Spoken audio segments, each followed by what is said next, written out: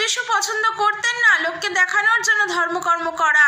প্রভু যিশু পছন্দ করতেন না রাস্তার মোড়ে মোড়ে দাঁড়িয়ে ধার্মিকতা দেখানো, বরং তিনি এটাই শিখিয়ে গেছেন তার প্রত্যেক শিক্ষার মধ্য দিয়ে আমরা লোককে দেখানোর জন্য ধর্মকর্ম যেন না করি, আমরা ওপর থেকে চাকচিক্য থাকার থেকেও যেন আমরা হৃদয় থেকে প্রকৃত অর্থে সুন্দর হই, এই কথাই তিনি শিখিয়ে গিয়েছেন।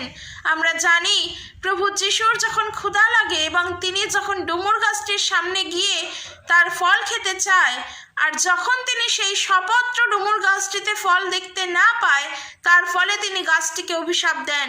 আর তিনি এইটাই বলেন যে এখন অবধি কেহ তোমার ফল খাবে না। আর এই অভিশাপে গাছটি কিন্তু শুকিয়ে যায়। এর অর্থ এটাই দাঁড়ায় যেন আমরাও সেই সপত্র ডুমুর গাছটির ন্যায় না হই, যা কিনা এই পাতা হলো আমাদের ওপরের সৌন্দর্য, কিন্তু আসলেই আমাদের হৃদয় অন্ধকারে পরিপূর্ণ। আমাদের হৃদয়ে প্রকৃত অর্থেই কোনো ফল নেই। এই বিশ্বাস আমাদের যেন না হয় যেই বিশ্বাসে কোনো ফল নেই, যেই বিশ্বাস প্রকৃত অর্থেই ভূতেদের বিশ্বাসের ন্যায়, তা উপর থেকে সুন্দর কিন্তু হৃদয় শূন্য। বরং এটাই হোক আমাদের ওপর যদি শূন্য থাকে, বরং হৃদয় যেন ঈশ্বরের জ্ঞানে, ঈশ্বরের প্রতি ভালোবাসায়, ঈশ্বরের প্রতি প্রেমে পূর্ণ থাকে। জয় যিশু।